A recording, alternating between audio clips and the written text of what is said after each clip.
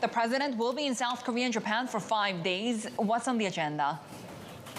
Well, there's lots. Obviously, there's geopolitical concerns as well as the economic big framework that, of course, Biden administration has been working on to unveil. That will likely happen in Japan or at some point during these 5 days that he'll be in South Korea and Japan. There'll also be a Quad meeting, of course, on a strategic level. A lot of this is going to be Biden's attempt to show that Asia-Pacific is a priority.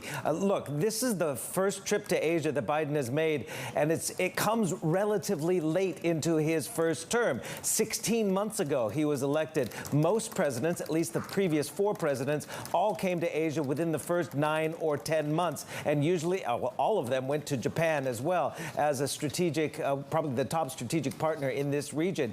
So Biden a little bit late to the party here in Asia. But of course, there's extenuating circumstances. The pandemic, there's war in Ukraine, and many domestic issues that have kept Biden's attention elsewhere. But it does not mean the Biden administration is not focusing on the Asia Pacific. North Korea, again, is not anywhere near coming back to the negotiating table on the nuclear front. There's been several tests. In fact, there have been more missile tests already this year, twice as many than last year out of North Korea. So that is a big issue. There is concern as well that there could be a potential, some sort of nuclear test in North Korea around this time of Biden's visit. That is obviously a concern. At the backdrop, of course, as well, is going to be China and the cool relationship that there is still pervasive between China and the United States and the whole issue of Taiwan. But the cornerstone of this, perhaps, is this Indo-Pacific Economic Framework, the IPEF, which the United States is going to be unveiling to the Asia-Pacific. And some critics in the United States say it does not go far enough. It is not a TPP-like agreement. It is going to focus more on supply chain resilience, clean energy, decarbonization, and infrastructure. Some in the United States say it needs to go further.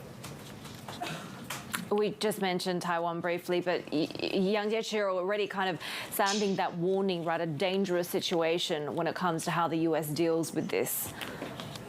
Absolutely. And that call between Jake Sullivan, the national security advisor to the White House, and Yang Jiechi, he is the top diplomat in China, essentially a state media readout from that phone call between those two gentlemen ahead of Biden's visit to the Asia Pacific, essentially said if the U.S. side insists on playing the Taiwan card and goes further and further down the wrong road, it will certainly lead to a dangerous situation. Now, of course, Biden is not going to China on this trip, but China will be at the backdrop of almost every discussion.